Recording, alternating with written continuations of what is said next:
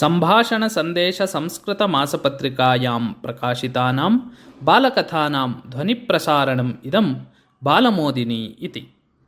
अतिनिद्रायाः कारणं। कुम्भकर्णस्य निद्रा लोके सुविख्याता। सः 6 मासान् निद्रां करोति यत् तस्य कारणम् अस्ति।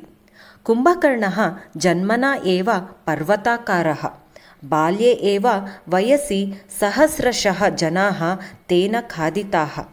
तं संहर्तुम् इन्द्रः ऐरावतम् आरुह्य आगतः। तदवसरे कुम्भकर्णः ऐरावतस्य एकं दन्तं भञ्जितवान्। एतस्मात् भीतः इन्द्रः देवलोकं प्रतिगत्य ब्रह्मदेवं प्रवृत्तं सर्वम् अवदत्। तदा ब्रह्मणा शापः दत्तः, अयं सर्वदा निद्राधीनः भवतु इति। ततः कुम्भकर्णः रावणविभीषणयोः साहाय्येन महायज्ञं कृतवान्। तस्मात् सन्तुष्टः ब्रह्मा यज्ञस्थलम् आगतवान्।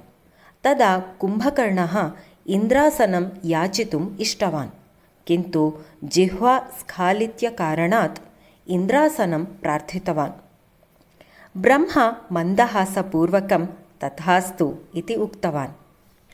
जातं प्रमादम् अवगतवान् रावणः कुम्भकर्णम् असूचयत्, भोः निर्देवत्वं याच इति।